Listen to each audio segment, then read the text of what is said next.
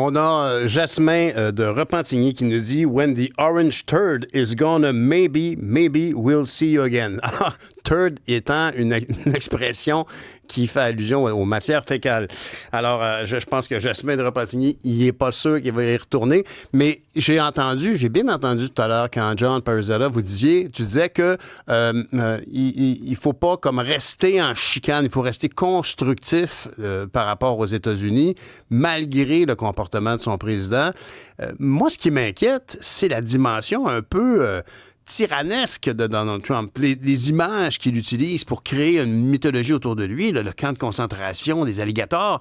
Est-ce qu'il y a eu des précédents dans l'histoire, M. Laporte, pour des présidents qui avaient, contrairement à la plupart, un peu bafoué cette notion de démocratie, de laisser les institutions, c'est moi le président, tout le monde parle de royauté américaine actuellement. Est-ce qu'il y a eu des précédents, Donald Trump? Bien, d'abord, les États-Unis ont une tradition plus césariste que le Canada. C'est-à-dire, au Canada, c'est une tradition parlementaire où le premier ministre fait consensus autour de son cabinet. Aux États-Unis, il y a une tradition là, qu'il y a un exécutif fort. Et au Canada, ça réagit fortement. Il y a eu des présidents impérialistes, là, on pense à Polk, mais ça fait plus d'un siècle et demi. McKinley, au tournant du 19e siècle, qui a envahi Cuba, les Philippines et pourquoi pas peut-être le Canada. Il y a eu des présidents qui faisaient peur, comme on pourrait dire. Mais la réalité, c'est qu'il y a une tradition, effectivement, où le président peut s'arroger des pouvoirs que jamais un premier ministre canadien oserait prendre. La réalité, c'est que ces présidents-là, on a l'impression que le temps passe, etc. Je suis un peu surpris par ce que j'entends, parce que, de fait,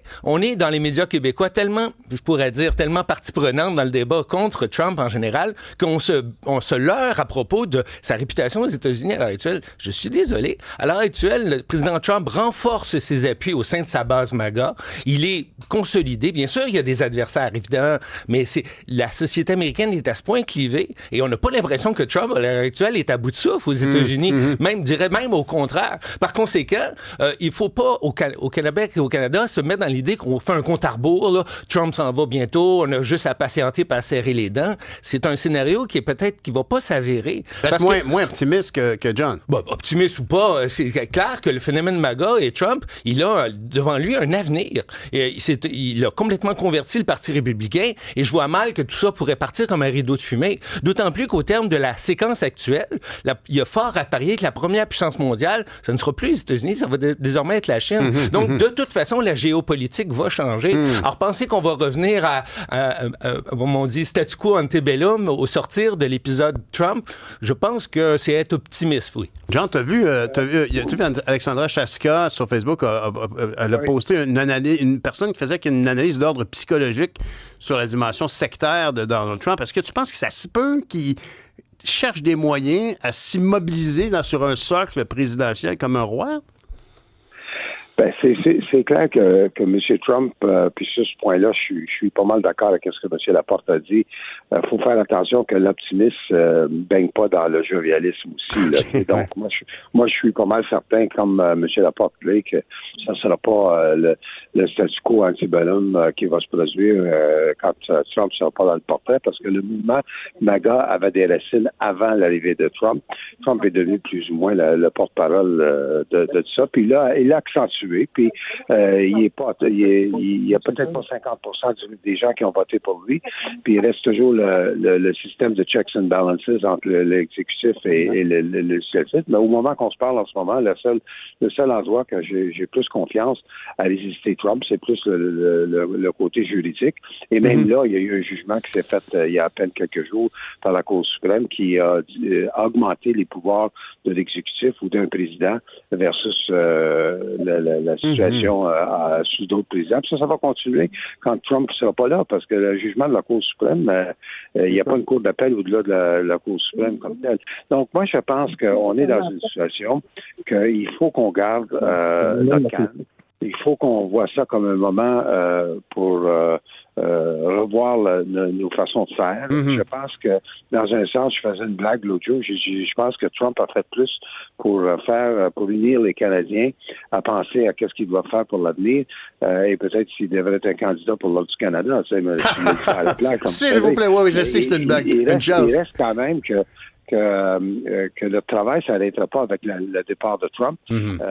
C'est fort possible que Vance soit son successeur ou quelqu'un d'autre. Les démocrates sont loin d'avoir mis de l'ordre dans la maison, puis même les démocrates ont de la misère à avoir un discours qui est cohérent. Absolument. Donc, on est dans une situation qui ne sera pas facile, mais moi, je continue à penser que qu'on le veuille ou qu'on ne le veuille pas, on est condamné à coexister. Et je suis content d'entendre parler des citoyens américains qui restent très ouverts et accueillants envers les citoyens québécois qui visitent. Et je pense, nous, c'est la même chose quand les Américains viennent nous visiter. On les envoie pas promener. Oui, bien sûr. Et non pas faire, comme j'ai vu en vacances en Ontario, des gens qui avaient écrit sur la poussière du coffre arrière de l'auto, « Fuck Trump », tu sais, c'est pas comme ça, à part parce que c'est une plaque américaine, tu sais. Ceci dit, John Parizola, Gilles Laporte, Mme Bézil, on va on va élargir la table. On a Mario au téléphone. Bonjour, Mario. Oui, bonjour. Bonjour. Alors, vous, comment vous réagissez devant cette situation-là? Est-ce que vous êtes déchiré dans une habitude d'être ami avec ce pays? En fait, déchiré, oui, mais peut-être même que on est comme, je croirais plutôt consterné par toute l'agressivité puis le côté prédateur de vouloir tout prendre du côté de l'administration Trump, de tout vouloir tout venir chercher, puis nous antagoniser, si on pourrait dire. Là. Mm-hmm. Bien, ce qui est certain, en tout cas, c'est qu'il y a beaucoup de gens qui ressentent un malaise, puis il y a des gens qui sont sur le terrain. Tu sais, on parlait avec Mme Bézil qui était en Floride. Je veux dire, c'est quand même incroyable. La Floride, on se rappellera, je pense que, John, tu t'en rappelles, comment les gens prenaient l'avion comme ils prenaient le taxi pour aller en Floride. Tu arrivais avec ta passe de billets de Air Canada. T'embarquais sur l'avion, quasiment pas de check. Il y avait un vol à tous les 2 heures. C'était quasiment comme une ville à l'intérieur du pays. Il y avait un Saint-Hubert barbecue. Je veux dire, honnêtement, je ne sais pas s'il y en a encore. Mais ce qui est certain, c'est que cette familiarité-là, avec cet État, cohabite avec un État qui est super pro-Trump, quand même, là, comme ils sont à droite à l'os, eux autres, là. En effet, il y a eu un temps que l'État de la Floride était un État clé, c'est-à-dire ça peut aller de républicains ou démocrates. Ça, c'est un moment, à ce moment-là, il y avait des ailes modérées dans les deux partis. Je continue à penser qu'il y a une aile modérée dans le parti démocrate, même s'il ne s'exprime pas tellement bien, mais le parti républicain, en ce moment, n'a pas vraiment une aile modérée avec beaucoup de puissance. La preuve, on vient de le voir avec ce qui s'est passé sur le budget, mais en général, on a vu la façon que Trump a repris le contrôle. Vous savez, le monde oublie qu'il y a 1 an, sa cote, elle n'a pas tellement bien. Il était contesté par DeSantis, le gouverneur de la Floride. Et en plus de ça, il y avait Mme Haley qui était dans la course. Mais subitement, il a repris le dessus en début d'année. C'est-à-dire en début de 2024, excusez-moi, c'était l'année électorale. Et M. Biden a probablement resté trop longtemps. Il aurait dû quitter, au moins annoncer son départ vers la fin de 2023, tout en laissant une course dans son parti. Il n'y a eu rien de cela. Et l'année 2024 était vraiment une année très chaotique. Un président qui part littéralement suite à une performance incohérente dans un débat. Ben oui, on s'en rappelle tous. Et l'autre candidat, M. Trump, qui est l'objet d'un assassinat. Donc, quand vous mettez tout ça c'est clair que c'était une année 2024 qui était assez remarquable. Mais même là, Trump a gagné par 1,5% du vote populaire. Il n'y a pas eu 50%. C'est vrai. Il a à peine gagné la Chambre des représentants. Oui, il a fait des gains au Sénat, ça j'en conviens. Mais même là, le Sénat, c'est que si Mme Murkowski, la sénatrice qui n'aime pas M. Trump, qui aurait voté contre le projet de M. Trump, le projet aurait manqué son coup au Sénat, puis on n'aurait même pas la conversation qu'on a ce matin sur le budget. Tout à fait. Ben, d'ailleurs, c'est pas monolithique. L'opinion des gens, pas tous les républicains pensent comme Trump. Et d'ailleurs, Mme Bézil, vous évoquiez que vos voisins en Floride, il y en a qui ont voté pour Trump et qui aujourd'hui trouvent qu'ils votent beaucoup trop loin. Ouais. Oui, en effet. Surtout par rapport aux relations face au Canada, mais bien l'imposition des tarifs, en fait, et puis aussi au niveau de l'immigration. Et puis ici, en Floride, c'est un sujet très chaud, l'immigration. Ben oui. Et avec le gouverneur DeSantis, qui a une super majorité républicaine ici en Floride, avec récemment le nouveau centre de détention qu'ils ont construit dans les Everglades, qui est très critiqué, non seulement pour le côté humanitaire, mais également pour le côté environnemental. Ouais. Alors, vous voyez, il y a beaucoup de choses qui se passent ici avec des insatisfactions, évidemment, pour ceux qui ont voté pour Trump. Alors, j'aimerais clore la conversation en amenant John à parler, puis après ça, j'ai beaucoup entendu M. Laporte là-dessus. Est-ce que la troisième voie qu'évoque actuellement, puis moi, je n'en reviens pas qu'on parle de ça, là, parce que c'est un peu ça qui fait peur, c'est comme si le débat politique aux États-Unis s'était déplacé latéralement comme une plaque tectonique qui a bougé, qui permet maintenant à penser qu'un multimilliardaire comme Elon Musk pense, après une chicane grotesque, enfantine et spectaculaire, et des conséquences immenses, pense faire une troisième voie. John, est-ce que tu penses qu'il y a de la place pour un gars comme Elon Musk qui dit « money is the key » ? Ben, écoutez, moi, je ne crois pas que les Américains vont déroger tout autour de la formule bipartisme. Il y a plusieurs partis politiques qui existent aux États-Unis. Je pense que M. Laporte est le premier à pouvoir mieux comprendre ça que moi. Mais il reste quand même, ça a toujours été deux grands partis qui ont vraiment dominé les élections aux États-Unis, peu importe les noms qu'il y avait. À d'autres moments, ça s'appelait pas démocrate ou même républicain. Donc, je pense pas que ça va changer. Qu'est-ce que Musk peut faire? C'est qu'il peut aider à créer une troisième voie dans certains districts ou dans certains États qui peuvent affecter le score au niveau du Congrès américain. Ça, c'est pas impossible à faire. Il y a des moyens pour le faire, mais je termine en disant que autant qu'on parlait tantôt que M. Trump a perdu des points depuis la courte lune de miel qu'il y a eu en début d'année, mais il y en a un qui était très impopulaire quand il a quitté, c'était M. Musk. Donc, il n'y a pas de Musk-manie en ce moment aux États-Unis.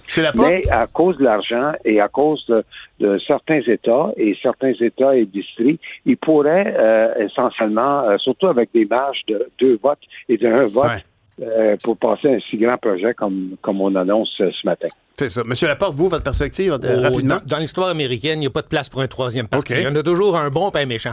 Mais les luttes politiques, en revanche, se transportent dans les institutions, comme l'a dit M. Parissella, la Cour suprême, le Congrès. Mais il y a un acteur qu'on oublie, puis qui, selon moi, va être le grand joueur, celui qui va être excusez l'expression, le game changer, ce sont les États. Et on le voit déjà, la Californie, pourquoi pas la Floride tantôt, ou la Nouvelle-Angleterre, et bien sûr au Canada aussi. Il y a des forces centripètes en Amérique du Nord. Historiquement, l'union entre Ottawa et Washington a fait en sorte que l'Amérique du Nord était congelée. Et là, il dégèle à l'heure actuelle l'Amérique du Nord. On voit apparaître des réalités régionales qui étaient complètement... Absolument. Et dans les prochaines années, ce qui va être surveillé, c'est l'Alberta, la Saskatchewan, l'Oregon, l'Idaho, et pourquoi pas la Californie. Et peut-être la Floride, vous disiez. C'est-à-dire, il faut voir. La Floride risque de rester dans le camp Trumpiste, effectivement. On va aller voir notre collègue autour de la table qui est en Floride. Vous, d'après vous, est-ce qu'il y a de la place pour un troisième parti? M. DeSantis est bien en selle, je pense. Écoutez, je pense pas que ça va arriver un troisième parti, même si déjà, au Congrès de Floride, il y a un démocrate qui a complètement... il s'est retiré du Parti démocrate pour développer son parti indépendant. Mais de dire que là, ils vont pouvoir remporter quoi que ce soit, ça m'étonnerait. Je pense que ce qu'il faut compter ici, en tout cas, les indépendants, ceux qui se considèrent indépendants, qui vont voter pour un ou l'autre, je pense qu'ils vont plus aller du côté démocrate pour une prochaine élection. Pour compenser un peu. Exactement, mais de là à dire qu'il va y avoir un parti, ça serait étonnant. Le parti des grands déçus. Ben, Mme Belzile, merci beaucoup d'avoir pris le temps de nous appeler de Floride. Merci beaucoup. Juste à faire un petit ajout. On ne peut pas dire non à John. Vas-y, John.